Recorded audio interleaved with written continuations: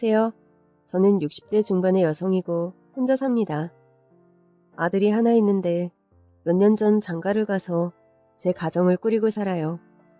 멀리 사는 것도 아니고 바로 제가 사는 집 아래층에 아들내외가 산답니다.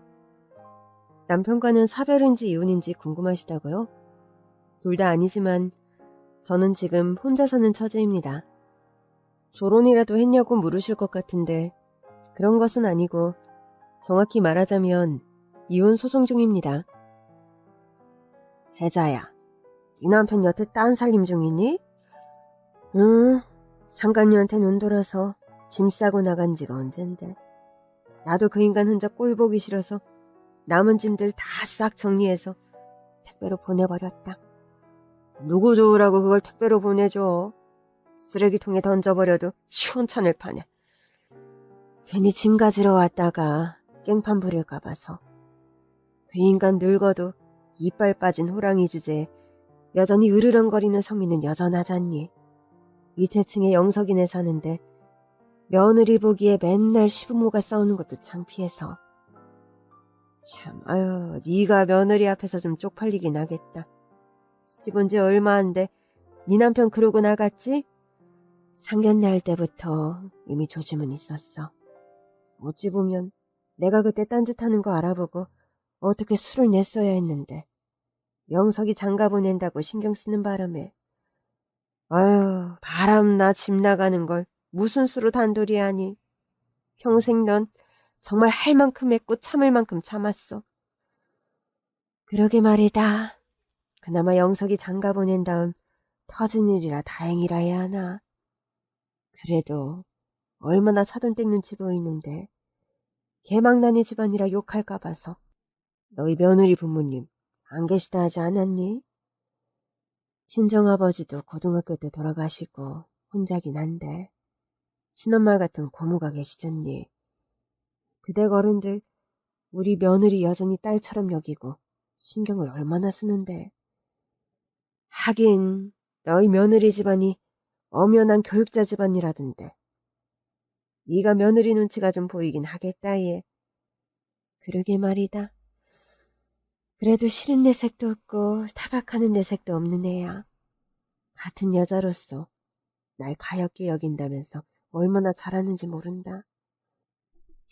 아, 전에도 너네 집에서 보니까 아주 그냥 딸처럼 너한테 살갑게 굴더구나. 우리 며느리는 시댁에만 오면 얼굴이 북쪽의 소나기가 돼서 완전 우거지 상인데. 우리 며느리는 안 그래. 자기한테 시댁은 제2의 친정이나 마찬가지라면서 나한테 엄청 잘한다.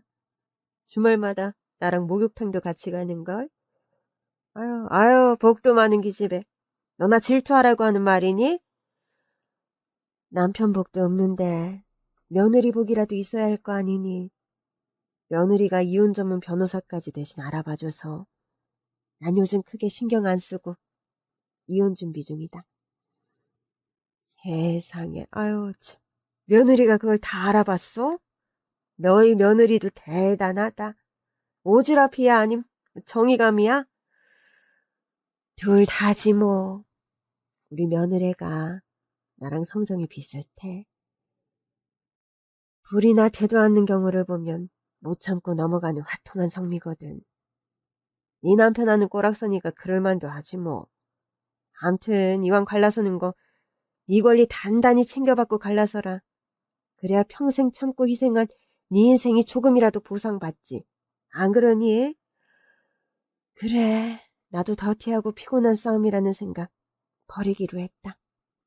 내 권리를 찾기 위한 과정이고 귀찮지만 치러야 할 절차라 생각하기로 했어. 아유, 내 말이 그 말이다. 너 위자료도 왕창 받아내고 재산분할도 너 억울 안 하게 다 받아내야 해. 개구리 올챙이적 생각 못하고 조강지쳐 버린 놈들은 잃는 게 크다는 걸 알아야 한다고. 네가 대신 화를 내줘서 내 속이 다 풀리는구나. 친구 좋다는 게 뭐니? 네가 네 남편 바람기로 평생 마음고생한 거, 네 남편 사업 일으키려고 네가 친정 재산까지 다 끌어다 쓴 거 다 아니 하는 소리지. 그러게, 그걸 너도 알고 저 하늘도 알고 모두가 다 아는데 그 인간만 모르니 혀를 찰 일이다. 늙음하게 여자한테 돌면 더 그런다더라. 본인 죄는 본인이 알아서 받게 둬. 너 생각하지 말고 너 화병만 생길라. 넌 그냥 네가 찾아야 할 권리만 생각해. 그래. 그런데 참 자식들 보기 부끄러운 건 사실이다. 늙음하게 이런 일로 이혼 소송을 다 하게 되니. 저는 남편이 젊은 여자와 바람이나 집을 나가는 바람에 이혼 소송 중입니다. 사실 남편은 젊어서부터 여성 편력이 심한 편이었어요. 주류 사업을 평생 해온 남편인데 일의 특성상 사람들 만날 일이 많고 접대가 많다 보니 잔바람 정도는 질끈 눈을 감으며 살아왔습니다. 그런데 어찌 보면 그렇게 살아온 저의 패턴이 잘못이었던 것 같습니다. 한철 노는 정도로 외도를 일삼던 남편은 다 늙어 뻔뻔하게 딴 살림을 차리기까지 했으니 말입니다. 뭐? 집을 나간다고? 그래, 나 더 이상은 이 집구석에서 숨막혀서 못 살겠다. 어이가 없네. 평생 밥 먹고 잠 잘 자고 숨만 잘 쉬던 집인데 왜 갑자기요? 몰라 물어? 일거수일투족 당신은 나 숨막히게 하는데 어찌 여기서 살란 거야? 입은 비뚤어져도 말은 바로 하랬어요. 마음대로 외박하고 그냥 만나러 다니지 못하니 숨이 막히는 거겠지? 말 조심하지 못해? 그년이라니? 그럼 뭐 그년 이름이라도 말해주던지. 무슨 스파이 났다고 정체까지 그리 꽁꽁 숨기면서 연애질이요? 왜? 어디 얼굴 알려진 연예인이라도 만나요? 소설을 써라, 소설을 써! 하긴 당신이 돈 꽤나 있다 해도 뭐 연예인 만날 레벨은 아니죠. 당신은 그게 문제야. 사사건건 날 무시하는 말을 하는데 내가 당신이 예뻐 보이겠어? 웃기네 정말. 누가 날 예쁘게 봐달랬어요? 나도 필요 없어. 당신 그런 관심 따위. 평생 밖으로 다른 여자 만난다고 나 돈 주제. 지금 어디서 적반하장이에요? 내가 그렇게 된 게 어디 내 잘못만이야? 그럼 내 잘못이라는 거예요? 왜? 내가 양귀비가 아니라 그랬다는 거야? 애초에 나 좋다고 석 달여를 쫓아다니며 결혼하자고 구걸한 건 당신이야. 그래, 내가 내 발등 찍었다. 됐나? 나도 당신 더는 꼴도 보기 싫어. 옆에 있는 것만으로도 오소서 닭살일 정도로 너무 싫다고. 고맙다 그렇게 말해줘서. 일말의 미안함도 안 가지게 해줘서. 끝까지 딴 살림하러 나가면 당당하네요. 솔직히 말해봐요. 당신 명석이하고 며느리 보기 부끄럽지도 않아요? 부끄러움, 책임, 도의 그런 거 다 이기는 게 사랑이야. 당신이 사랑이 뭔지 알기나 해? 불륜도 사랑이에요? 지저분한 매도고. 더 더러운 말 나오려는 거 내가 참겠어요. 어디 해보시지 왜? 당신 눈에는 내가 더럽나? 난 하늘을 우러러 우리 사랑이 부끄럽지 않다고 자부할 수 있어. 아버지, 이제 좀 그만하세요. 영서가, 너 언제 들어왔니? 지금 그게 중요한 게 아니잖아요. 평생 어머니 속 그만큼 썩이시면 됐지. 늙음하게까지 이게 뭐예요? 영서가, 사실은 내가 너한테는 구구절절 설명을 좀 하려고 했다. 아버지가 만나는 그 여자는 말이다. 지금 설마 제 앞에서 상간녀 변호하시려는 건 아니시죠? 영서가, 너도 아들 입장만 내세우지 말고 제발 같은 남자 입장에서 한 번이라도 이 예비를 이해해줄 수 없더냐? 네, 이해 못합니다. 전 아버지 아들이지 친구가 아니니까요. 영서가, 예비는 어떤 선택을 해도 네 아비고 또 우리 한별이 하랩이다. 네, 핏줄을 부정할 순 없으니 저도 그건 뭐라 할 수 없네요. 그렇지만 어머니를 대차게 배신한 아버지세요. 그런 아버지를 전 앞으로 평생 존경할 수 없습니다. 영서가, 어찌 옛날부터 매사 네 어미 편만 드니? 매번 아버지께서 외도로 한눈 파시고 엄마 눈에서 피눈물 나게 하는 게 질리도록 봐왔으니까요. 저요, 혹시라도 아버지 피 닮아 바람기 있을까봐 결혼 같은 거 아예 안 하려고 했던 거 아시기나 하세요? 영서가, 그건 내 바람기가 아니라 사업을 하다 보니 이 사람 저 사람 만날 일이 많아 그랬던 거지? 비겁한 변명입니다. 이제 저랑 엄마 그만 괴롭히세요.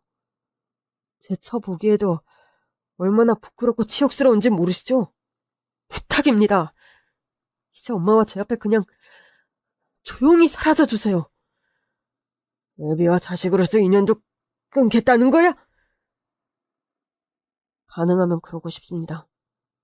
그렇게 사랑하신다는 그 여자 품으로 자유롭게 보내드리는 거예요.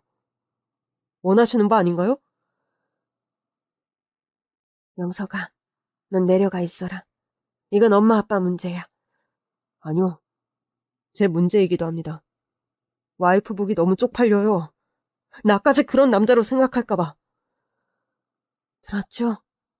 이제 당신 숨막히다는 이 집에서 살고 싶어도 못 살아요. 모자지간의 세트로 아주 인정머리라곤 찾아볼래야 찾아볼 수가 없구만. 이러니 내가 딴 눈을 팔지 안 팔고 배겨? 사람을 이렇게 외롭게 만드는데 바람이 안 나고 배기냐고. 나 욕하지 마. 나 이렇게 만든 건 다 당신이 영석이까지 조종해서니까. 적반하장도 유분수지. 똥낀 놈이 성낸다더니만 남편은 본인이 상간녀와 딴 살림을 차리려고 집을 나가는 와중에도 그렇게 큰 소리를 떵떵 치고 나간 사람입니다. 제가 이렇게 남편 복은 찾아볼래야 찾아볼 수가 없는 사람입니다. 그런데 사람이 하나가 부족하면 다른 하나가 좀 채워지는 삶의 이치 때문일까요? 하나뿐인 아들은 옛날부터도 제 말이라면 크게 거스르지 않고 잘 듣는 효자인데다가 며느리 역시 아주 살갑고 착하답니다. 어머니, 아침 식사하셨어요? 주말인데 늦잠이라도 자지 않고 무슨 일이야. 어머님하고 브런치 먹으러 가려고 왔어요. 브런치? 영석이는 여태 자니? 네, 이번 주에 야근이 많았어서 오늘 몰아서 잠 좀 자고 싶다네요. 야, 너도 요즘 일로 많이 시달린다면서 같이 자지 않고. 전 아침형 인간이라 웬만큼 자면 막 늘어지게 잘 못 자요. 너무 늦게까지 자면 더 피곤하고요. 어머님, 아침 드셨어요? 나도 아직 아침 전이란다. 그럼 얼른 나가요, 어머니. 요 근처에 되게 맛있는 브런치 가게 생겼어요. 어머님도 스프니 샐러드니 그런 거 좋아하시잖아요. 그러자꾸나. 영석이는 두고 너랑 나랑 데이트나 하자. 브런치 먹고 그림 전시장 가실래요? 어머님 좋아하시는 화가 그 땡땡땡이요. 저번 주부터 전시 시작했대요. 오늘 그만큼 시간 여유가 있니? 나야 남는 게 시간이 늙은이지만 너는 영석이랑 시간 안 보내도 돼? 그 사람 좋아하는 카레도 한 냄비 끓여놓고 나왔으니까 걱정 마세요. 아마 자고 일어났다 카레 먹고 또 잘 거예요. 아유, 아들이 잠꾸러기라 그 덕에 내가 호강하는구나. 저도 어머님이랑 데이트하고 좋죠 뭐. 며느리는 신혼시절부터 저와 스스럼 없이 외식도 가고 쇼핑도 가는 등 살갑게 굴고 잘했답니다. 슬아의 아들이 한 명이라서 나이가 들수록 딸이 있는 여자들이 부러웠는데 그런 저의 허전함을 채워주고도 남는 며느리였죠. 게다가 어머님, 아버님 관련해서 너무 면목 없게 생각하지 마세요. 어머님 잘못도 아닌데 자꾸 그런 말씀 안 하셨으면 좋겠어요. 그래도 부모된 입장에서 그게 아니란다. 좋든 싫든 싸우든 뭐라든 같이 한 집에서 늙어가는 모습을 보여야 하는 법인데 남보다 못하게 한 집에서 사는 부부가 뭐 좋아 보여요. 게다가 아버님은 지금 용서받을 수 없는 일을 하고 계시잖아요. 내 입장을 이해해줘서 고맙구나. 그런 말씀 마세요. 어머님은 평생 피해자신데 그런 말씀 안 하셨으면 좋겠어요. 참, 제가 알아봐드린 이혼 전문 변호사 어떠세요? 이혼 전문 로펌이라 그런가. 확실히 저번 변호사와 다르구나. 응대도 그렇고 일처리도 그렇고 신뢰가 가. 저 아는 언니가 남편의 외도로 이혼했는데 유책 배우자로부터 억울하지 않게 이혼하도록 소송을 잘 이끌어내는 사람이더라고요. 아마 믿고 맡기셔도 될 거예요. 고맙다 희진아. 네가 있어서 든든하고 위안이 된다. 법원이라 로펌 갈 일 있으시면 언제든 전화하세요 어머니. 제가 동행해 드릴게요. 너도 학교 일로 바쁜데 그럴 거 없어. 이미 나와 네 시아버지 송사로 네가 얼마나 신경을 많이 썼니? 남도 아니고 가족끼리 당연히 신경 써야죠. 부디 어머님께서 억울하지 않은 결과가 나와야 할 텐데 걱정이에요. 제가 처한 상황을 친정 식구처럼 함께 걱정해주는 며느리였습니다. 며느리는 교육자 집안의 딸로 며느리 본인도 고등학교에서 교편을 잡고 있습니다.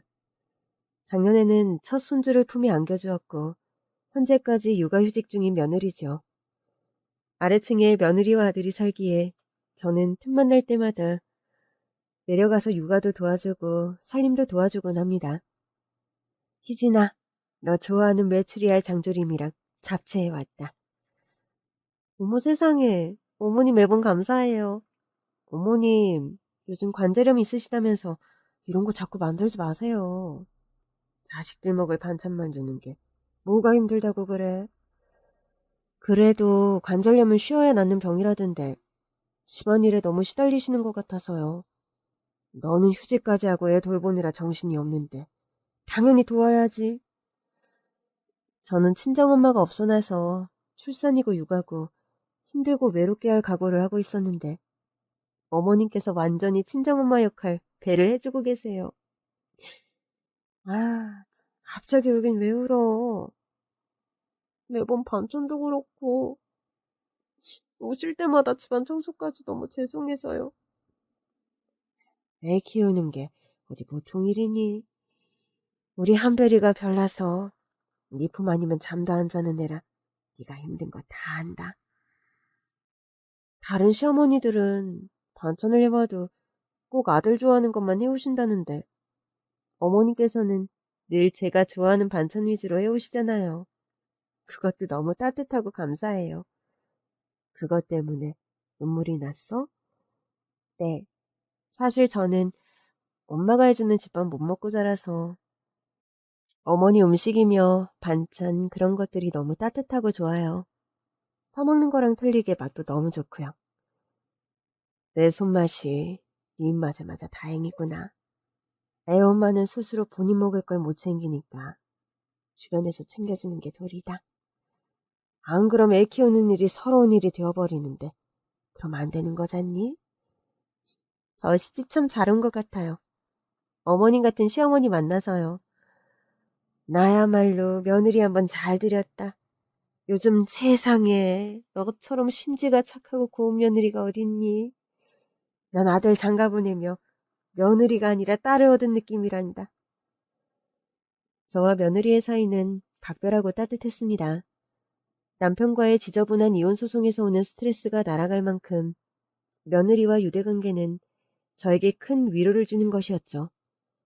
그렇게 남편과의 소송을 진행하면서 일상을 보내던 어느 날 고대하고 기다리던 첫 손주의 돌잔치가 다가왔습니다. 집에서 조용히 보내려던 계획과는 달리 좀 규모가 있는 호텔에서 진행을 하게 되었어요.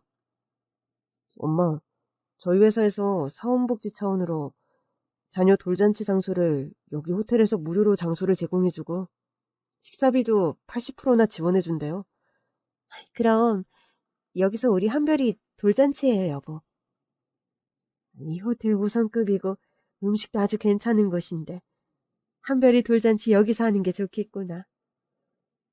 아들 회사의 지원 덕분에 좋은 호텔에서 손주 녀석의 돌잔치를 치르게 되었습니다. 뭐 손주의 돌잔치를 호텔에서 치르지 못할 만큼의 형편은 솔직히 아니지만 저나 아들이나 허례허식을 별로 좋아하지 않는 타입이거든요. 그렇다고 회사에서 거의 공짜로 지원해준다는데 안 할 이유도 없어 하게 된 선택이었죠. 그런데요. 손주 녀석의 돌잔치 날 아주 기함할 만한 사건이 벌어지고 말았습니다. 저와 이혼 소송 중인 남편이요. 다른 사람도 아니고 딴 살림 차려 동거 중인 상간녀를 떡하니 돌잔치 장소에 데리고 나타난 겁니다. 당신 미쳤어? 여기가 어디라고 이 여자를 데리고 나타나? 아, 왜? 내가 못 올 때라도 왔어? 당신한테 남편 자격 없다고.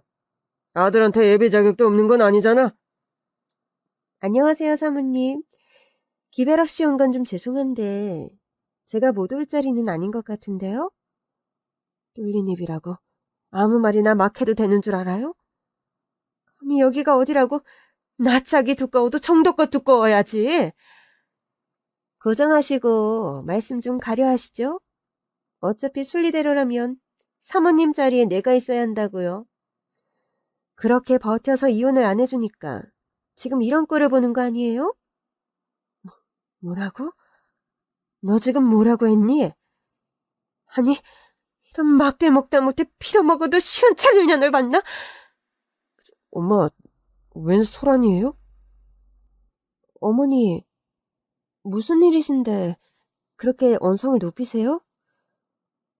제가 불그락푸르락하며 남편과 상간녀를 상대하고 있자니 아들내외가 헐레벌떡 저에게 다가오더군요. 차마 저 여자가 상간녀란 말도 못하고 입술만 부들부들 떨고 있는데 남편이란 작자가 뻔뻔하게 상간녀를 아들내외에게 소개를 하는 겁니다. 며느라, 이쪽이 진짜 시어머니다. 그런데요. 상간녀가 며느리 얼굴을 본 순간 갑자기 미쳐 날뛰듯 펄쩍 뛰더니 개거품을 물며 쓰러지는 듯한 태도를 보이는 겁니다. 저는 갑자기 그런 모습을 보이는 상간녀를 보며 저 여자가 뭘 잘못 먹고 왔나 싶더군요. 그런데 그런 상간녀를 아주 한멸스레 벌레 보듯 하는 표정의 며느리였어요. 아, 이분이 아버님이 요즘 같이 사시는 분인가요? 그렇단다. 너의 새 시어머니 되실 분이니 인사드리려. 아버님, 그럴 일은 앞으로 없을 것 같은데요? 그게 무슨 말이니? 너까지 나를 타박하려는 거냐? 오늘 같은 날? 엄마, 오랜만이에요. 안 보고 산지 10수년인데 엄마는 어째 예나 지금이나 하나도 변한 게 없으시네요? 네가 희진이 네가 이댁 며느리였단 말이야? 보시다시피 아버님 며느리가 바로 저예요. 물릴 수도 없다는 것도 잘 아시겠죠? 떡두꺼비 같은 아들을 낳아 돌잔치를 하고 있는데 뭘 어쩌겠어요? 안 그래요, 엄마? 뭐? 엄마라고? 이 여자가 희진이니 모친이란 말이니? 지금 이게 무슨 말도 안 되는 시츄에이션이야? 자기야, 지금 우리 며느리 말이 다 사실이야? 네, 사실이에요. 나한테는 결혼한 적 한 번도 없다고 하지 않았어? 저희 엄마가 결혼한 적 없다고 하던가요? 아버님께요? 예진이가 정말 당신 딸이 맞아? 분명 아버님께서도 다 들으셨잖아요. 필요하면 친자 확인 검사도 해드릴 수 있어요. 누가 그런 검사까지 해달라고 했니? 아버님, 저희 친어머니가 어떤 여자인지 알고 계시죠? 이 여자가 결혼한 적 없는 처녀라고요? 딸인 내가 이렇게 버젓이 살아있는데? 네, 참 살다 별하별 일을 다 겪네요. 쾌적보도 아니고 설마 이런 여편 내랑 재혼할 생각은 아니겠죠? 이게 대체 무슨 난리예요? 사람들 눈치채기 전에 얼른 두 분 다 여기서 나가주세요. 부탁입니다. 평생에 한 번뿐인 제 아들 돌잔치 날을 망치지 말아주세요. 아들의 호통에 남편은 얼굴을 붉히며 아무 말 못하더군요. 그 상간녀요? 정말 혼자 보기 아까운 표정을 짓더니 제대로 말도 못하고 버벅거리며 우왕좌왕 어디 똥 마려운 강아지처럼 돌잔치 장소를 도망치듯 빠져나가 버리더군요. 시집안간 처녀라는 말을 믿은 당신이나 저 나이에 그런 거짓말을 한 저 여자나 참, 독인 개긴이군요. 그렇게까지 안 해도 충분히 창피하니까 좀 그만할 수 없어? 끝까지 상체에 소금을 팍팍 뿌려대야 시원한가? 예, 미안하지만 그래야 내 직성이 좀 풀리겠네요. 더 큰 창피 주고 싶은 거 참은 줄 알아. 우리 한별이 돌잔치 날만 아니었음. 당신이나 전현이나 내 손에 가만 안 뒀다고. 뻔뻔해도 유분수지. 어떻게 여길 전현을 데리고 나타나? 엄마, 그만하세요. 손님들 기다리고 있으니 가서 인사나 하시고요. 알았다. 오늘 너희 가족에게 중요한 날인데 여기서 그만하자. 남편은 더 아무 말 하지 않고 부끄럽다는 듯 고개를 푹 숙이고 호텔 돌잔치 장소를 나가더군요. 아들도 며느리도 그런 남편을 잡지 않았습니다. 오늘같이 경사스러운 날 상간녀를 돌잔치 장소에 데리고 온 남편의 아나무인 행동에 아들 내외 역시 깊은 실망감과 배신감을 느낀 탓이었죠. 다행히 손님들이 듣지 않는 곳에서 벌어진 사건이어서 그 막장 같은 활극은 그 정도로 마무리가 되었습니다. 돌잔치가 끝나고 집으로 돌아오는 길, 저와 아들 며느리는 다시금 화가 나서 견딜 수가 없더군요. 아니, 아버지는 대체 정신이 나가신 거 아니에요? 거기가 어디라고 그 여자를 데려와요? 차라리 잘 됐지 뭐예요. 그 여자가 저희 엄마라는 걸 아무도 몰랐는데 하루라도 빨리 밝혀졌어야 할 진실이 밝혀진 거니 액땜했다 치자고요. 그래, 희진이 말이 맞다. 말도 안 되는 개족보가 될 뻔한 걸 하늘이 도와주시구나. 고를 여자가 없어 하필이면 그런 사람을 고르신 건지. 저희 엄마가 어떤 분인지 어머님도 아버님도 다 아시잖아요. 환멸스럽다는 듯 차가운 표정으로 일가를 날리는 며느리였습니다. 사실 며느리에게는 좀 가슴 아픈 가정사가 있어요. 며느리는 엄마 없이 홀아버지 슬하에서 자랐습니다. 며느리의 친모는 그 옛날 암투병 중인 며느리의 친부와 어린 며느리를 두고 젊은 남자와 바람이 나서 집을 나갔었다 합니다. 엄마, 지금 어디 가는 거야? 이거 놓지 못해? 엄마 지금 가야 하니까 잡지 마. 나 엄마가 어디 가는 줄 다 알아. 엄마 춤 배우러 다니는 아저씨한테 가는 거잖아. 아니, 이 취방을 만한 게 맹랑하긴. 그래, 네가 다 안다니까 하는 말인데 엄마는 어쩔 수 없어. 그러니까 앞으론 엄마는 없다 생각하고 아빠랑 살아. 엄마, 아빠는 아프잖아요. 아빠 곁에는 엄마가 있어야 돼요. 나는 아빠가 좋아하는 야채죽도 끓일 줄 모르는데. 울지마, 희진아. 사람은 다 적응의 동물이고 처음엔 좀 힘들겠지만 너나 아빠나 다 적응될 거야. 엄마, 내가 엄마가 춤추러 다니면서 그 아저씨 만나러 다니는 거 아무한테도 말 안 할게요. 그러니까 나랑 아빠 버리지만 마세요. 네? 희진아, 미안하다.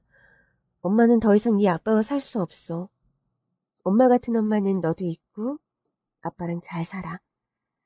아마 네 고모가 너랑 아빠 모른 척 안 할 거야. 고모는 고모고 엄마가 아니잖아요. 나랑 아빠한테 필요한 사람은 엄마잖아요. 아빠 지금 많이 아픈데 엄마까지 도망가면 어쩌라고요. 네 아빠가 살고 죽는데 엄마가 무슨 상관이니? 그건 희진이 네가 잘못 생각하는 거야. 운명은 제천이란다. 살 사람은 살고 죽을 사람은 죽게 되어 있어.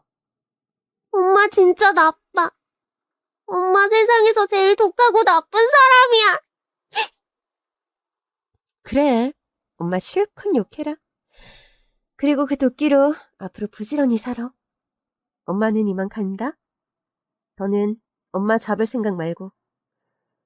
그렇게 뻔뻔하게 어린 며느리와 병든 남편을 두고 집을 나간 상간녀였다고 합니다. 엄마가 집을 나간 게 제가 겨우 8살 때였어요. 어리긴 해도 알 거 다 아는 나이였는데 그런 식으로 저와 아빠를 버리고 간 엄마를 평생 용서할 수 없었어요. 아버님은 암투병 하셨다면서?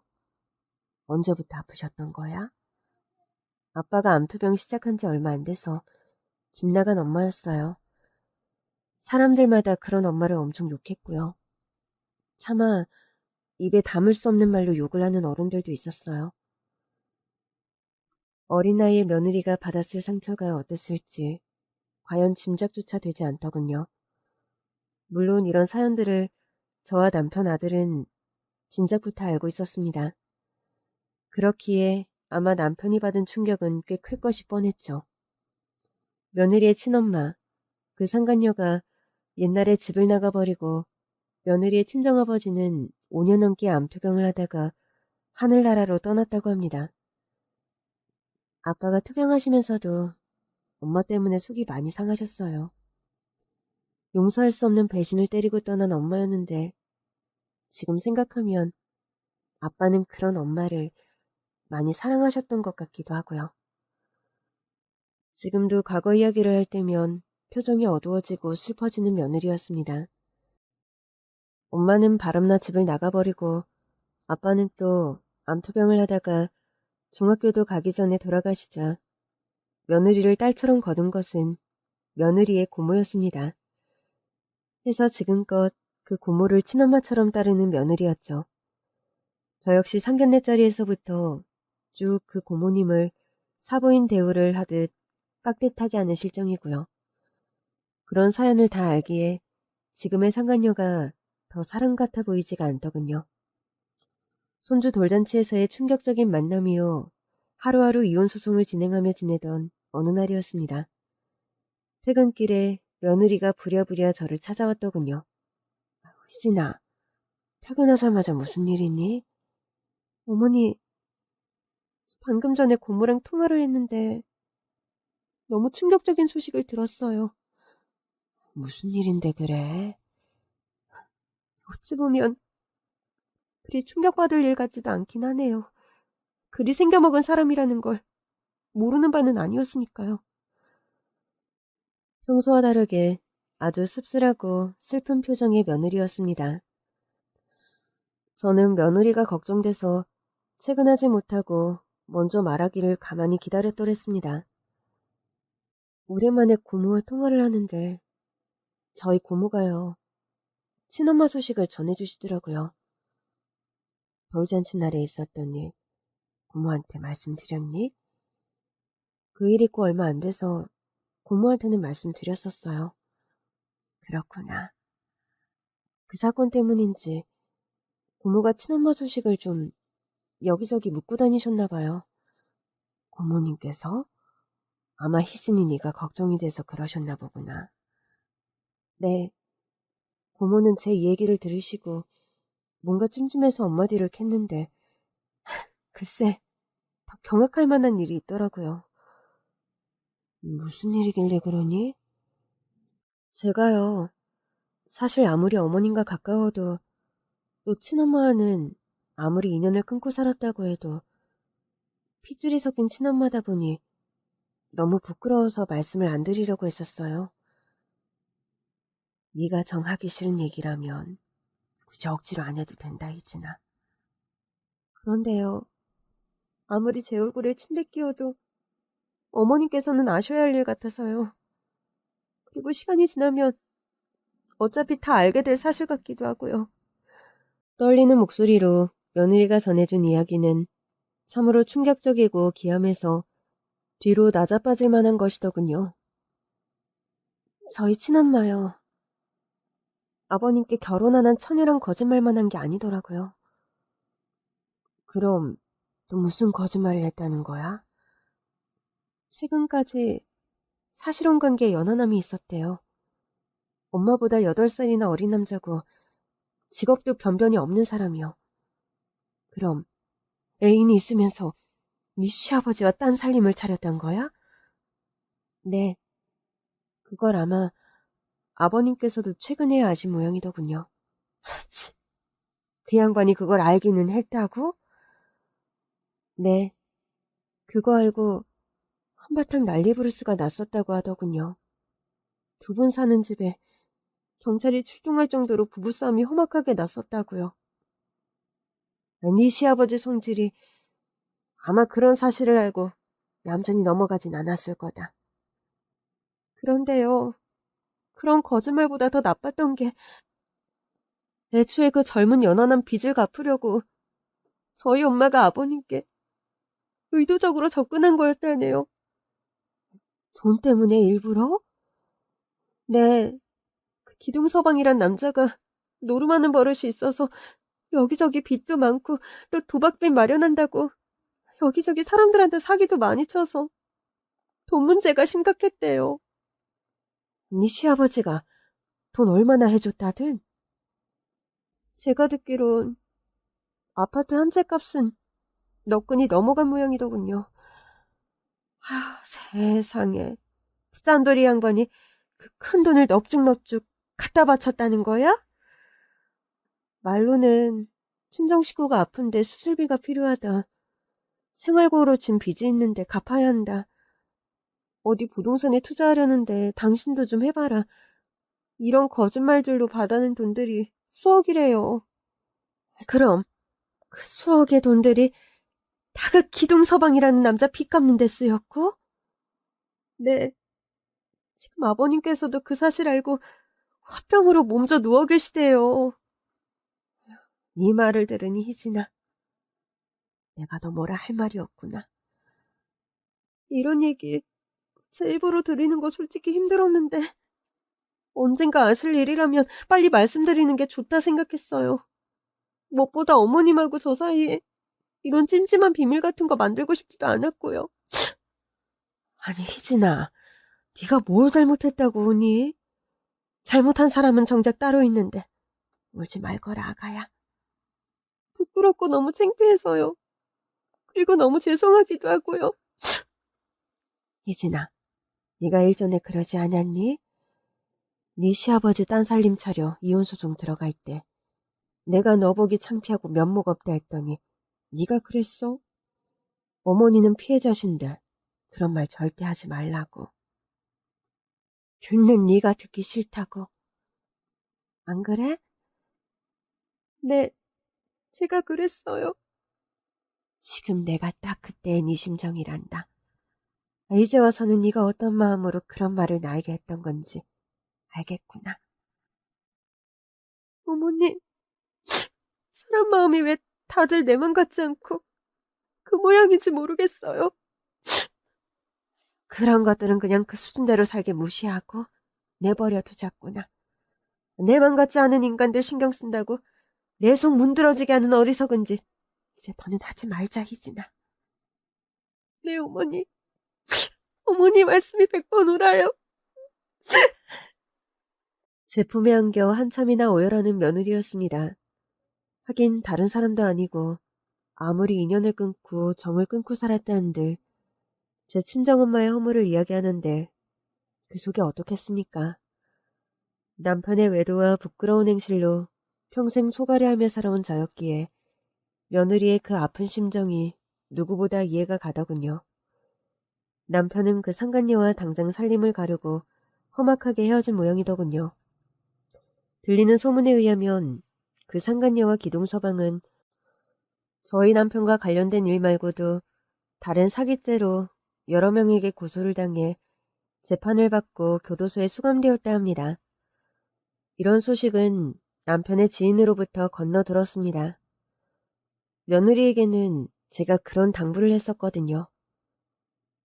희진아, 앞으로 너와 나 사이에 네 친엄마나 시아버지 일은 올리지 말자꾸나. 지저분하고 되새기기 싫으니 서로 끄집어내서 힘들 필요 없지 않니? 네, 그렇게 해요 어머니. 뭐 앞으로 더 있어봤자 뻔한 절차들일 텐데 어머님이나 저나 입에 안 담는 게 정신건강에 이로울 것 같아요. 며느리와 저는 그날 이후로 이 사건에 관해서는 일체 말을 꺼내지 않고 있습니다. 그러던 어느 날이었어요. 기별도 없이 남편이 저를 찾아온 겁니다. 소금을 뿌리며 내쳐버릴까 하다가 사람 꼴이 기운도 없고 폭삭 사가버린 외양이 하도 불쌍해 보여서 그냥 일단 들어오라고나 했습니다. 연락도 없이 무슨 일이에요? 당신과 나 사이에 뭐 더 할 말이 있다고. 여보, 오늘은 내가 당신에게 꼭 할 말이 있어서 찾아왔어. 세상 어이가 없네. 그래, 한번 드러나 봅시다. 꼭 할 말이란 게 뭔지. 그동안 정말 내가 미안했어. 당신 같은 조강지차를 두고 그런 사기꾼 같은 년한테 속아서 당신과 영석이 얼굴에 먹칠을 하고.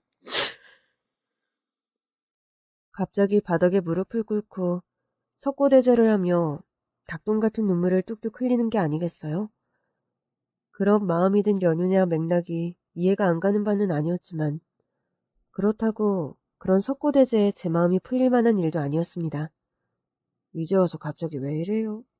뻔뻔하게 당당하게 사랑 운운하며 집 나갈 때는 언제고. 남자들이 평생 아이라는 말이 왜 있겠어? 옆에 있는 소중한 당신을 몰라보고 당신 같은 현모양처가 어디 있다고 내가 잠깐 돌았었나 봐. 여보, 나 좀 제발 한 번만 용서해줘. 그만 울고 자리에서 좀 일어나요. 그럼 나 용서해 주는 거야, 여보? 용서라는 게 말로만 했다고 되는 건 아니라는 거 정도는 알죠? 용서할게요. 아니, 용서하려고 앞으로 부디 노력할게요. 용서하면 아는 거고 아니면 아닌 거지. 아이, 그런 말이 어딨어, 어? 용서하려고 노력할 거니까 당신이 원하는 용서 언젠가는 하게 될 날이 오겠죠. 여보, 내가 어리석었어. 나이 들어 등 긁어줄 초강지처만큼 중한 게 어디 있다고. 내가 멍청해서 그리 설치고 다녔어. 날 좀 한 번만 봐줘. 인간적으로는 당신 이해 못하는 바 아니에요. 수십 년 한 집에 산 마누라 지겨울 수도 있죠. 안 그래요? 다 이해하고 용서하려 할 테니까 이제 좀 그만합시다. 날 용서한다면서? 그건 또 무슨 소리야, 여보? 당신을 용서한다고 했지. 당신과 같이 산다는 의미는 아니었어요. 우리는 이미 돌아올 수 없는 강을 건넜어요. 그건 당신도 잘 알잖아. 여자들이 마음 뜨면 더 무섭다더니 당신 참 칼 같구려. 알았어. 내 죄를 내가 탓하지. 이제 와서 만신창이 다 된 마당에 내가 누굴 탓하겠나? 남편은 자리에 철퍼덕 주저앉더니 제 가슴을 스스로 탕탕 치면서 한참을 대성통곡하는 겁니다. 죄는 미워해도 사람은 미워하지 말라 했던가요? 막상 저런 꼬락서니로 스스로를 탓하며 괴로워하는 모습을 보니 좀 불쌍한 생각이 드는 것도 사실이었습니다.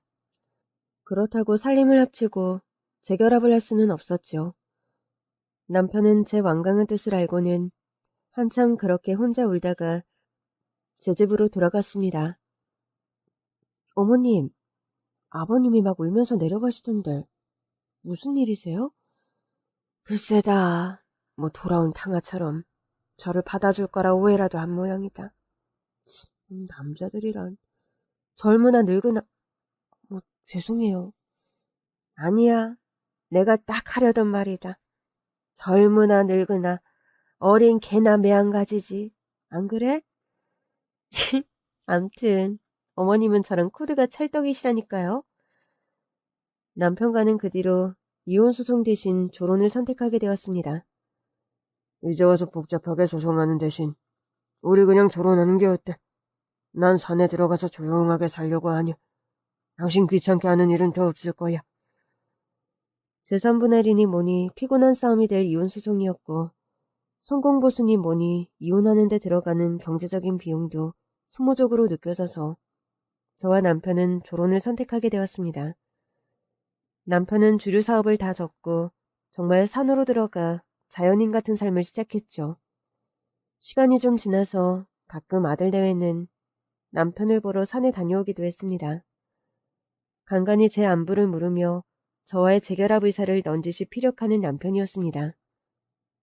떠난 버스는 잡는 것도 아니고 다시 오는 것도 아니라고 전하렴. 저도 엄마한테 일절 기대 말라 말씀드렸어요. 남편은 자연인 생활을 한 3년 하더니 얼마 전에는 아예 스님으로 출가를 해버리더군요. 출가하기 전에 마지막으로 저를 찾아온 남편이었습니다. 산에 들어가 살며 이 생각 저 생각 참 많이도 했어. 평생 살며 내가 당신에게 못할 짓 참 많이 했다고. 치, 이제와 새삼 과거 얘기 들먹거려서 뭐해요. 당신한테는 미운 감정도 더는 없으니 나는 괴념치 말고 당신도 좀 훌훌 털고 일어나요.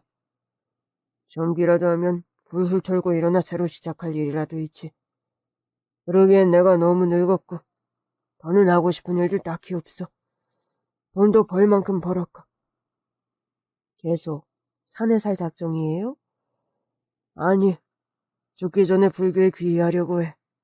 사는 날까지 내가 지은 업들 풀고 좋은 일 하나라도 하면서 그리 살려고. 남편은 스님으로 출가를 하면서 저에게 모든 재산 명의를 이전해 주었습니다. 마지막으로 내가 당신에게 할 도리가 이런 것밖에 없고, 아마 요즘 사람들은 금융치료라는 말도 곧잘 하던데. 야속한 지난 세월들 이걸로라도 퉁쳐주면 고맙겠네. 그런 말만 남기고 호련히 사찰로 들어가 버린 남편이었습니다. 사실 남편은 평생 주류 사업을 하며 꽤 돈을 많이 벌었어요. 건물도 있고 상가도 있고 아파트도 세 채가 넘습니다. 나름 자산가인 남편인데 돈에 집착과 욕심이 누구보다 많았던 사람이 그런 결단을 내리는 것을 보니 사람이 많이 변하긴 했다 싶더군요. 저는 남편에게 받은 재산의 반절을 아들내외에게 상속해 주었습니다. 제가 쇼핑벽이 있는 것도 아니고 딱히 돈 쓸 데가 있는 사람도 아니라서 나머지 재산으로는 제 나름의 기부 사업을 시작했어요. 모이탕 노인들에게 도시락도 나눠주고 고아원에 정기적으로 후원도 시작했습니다. 최근에 아들내외는 둘째 딸을 건강하게 출산했습니다. 일남일녀의 부모가 된 아들과 며느리죠. 혜진아, 고생했다. 예쁜 공주님이 태어났구나. 우리 딸이 어머님을 빼다 박았네요. 제가 세상에서 가장 좋아하는 여자를 우리 딸이 닮아서 너무 다행이에요. 저는 며느리의 그 말의 뜻이 이해가 가서 마음이 좀 시큰했답니다.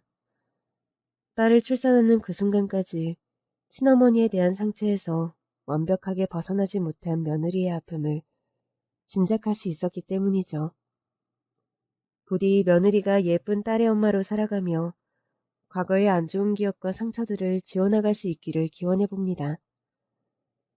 며느리가 둘째를 출산하고 100일이 넘었을 무렵 저희 가족은 아주 오랜만에 가족여행을 떠났답니다. 젖먹이 어린아이를 데리고 떠나는 여행길이 쉽지는 않았지만 며느리와 의기투합해서 가족용 캠핑카도 대여를 했어요. 할머니, 우리 이 차 타고 여행 가는 거예요? 아, 신난다. 그러게 할머니도 캠핑카는 처음 타보는데 정말 신기하구나. 차 안에 침대도 있고 세면대도 있고 가스레인지도 있네. 할머니, 차 안에 텔레비전도 있고 화장실도 있어요. 움직이는 호텔 같아요. 호텔. 그래, 한별이 말이 딱 맞구나. 자동차가 아니라 움직이는 호텔이네. 다들 안전벨트 잘 매셨죠? 그럼 출발합니다. 며느리는 어린 손녀딸에게 젖을 먹이고 저는 어린 손주를 무릎에 앉히고 여행을 떠나는 길. 실로 오랜만에 아주 행복하다는 느낌을 받았답니다. 그간 사는 게 뭐가 그리 바빠서 가족끼리 여행 한번 못 떠났던가 싶은 생각도 들더군요. 남편과 사이가 원만해서 조론도 하지 않고 그런 우여곡절 없이 할아버지 자리가 채워졌더라면 더할 나위 없었겠죠. 피가 섞이고 결혼이라는 제도로 묶였다고 해서 무조건 가족이라는 이름을 붙일 수는 없는 것 같습니다. 며느리에게는 피가 섞인 엄마가 있지만 지금까지 연락 한 번 없이 지내는 며느리와 그 모친이니까요. 엄마 역할, 아내 역할을 내팽개쳤던 그 여자나 아빠 역할, 남편 역할을 스스로 내팽개쳤던 제 남편은 지금 우리들 곁에 없습니다. 이제는 딱히 그들을 미워할 필요도 자꾸 생각할 필요도 없다는 생각이 듭니다. 곁에서 함께 웃을 수 있고 신뢰를 깨버리지 않고 배려하는 가족. 그런 편안함과 믿음을 줄 수 있어야 비로소 가족이라는 이름을 붙일 수 있는 거겠죠. 피 한 방울 섞이지 않았지만 며느리와 저는 모녀 사이 못지않은 가족인 것처럼요. 어머니, 달걀 좀 삶았는데 드시겠어요? 어휴, 넌 애 챙기기도 바쁜데 언제 그런 걸 챙겼어? 어머니 나들이 가실 때 달걀이랑 사이다 드시는 거 좋아하시잖아요. 아무튼 세상에 나 생각하는 건 우리 며느리 희진이밖에 없구나. 유부초밥 쌓았는데 좀 먹으련? 신난다. 안 그래도 배고팠는데 잘 먹겠습니다. 엄마, 나는 김밥 좋아하는데 김밥은 없어요? 내가 희진이 먹고 싶은 걸로 싸우는 거 뻔히 알면서 그런다. 미안하다. 유부초밥 만드느라 김밥 살 여유가 없었네. 암튼 희진이가 엄마 딸이고 난 주워온 자식 같다니까요. 당신 보기에도 그렇죠? 나만 느낀 게 아니었나 봐요, 어머니. 사랑하는 가족들과 웃고 떠들고 좋은 곳으로 여행 가는 길. 언제까지고 오래오래 아들 며느리와 손주 손녀와 건강하고 무탈한 일상이 이어졌으면 하고 기도를 했더랍니다. 여러분의 일상에도 화목한 평안이 가득하시길요. 긴 얘기 들어주셔서 정말 감사합니다.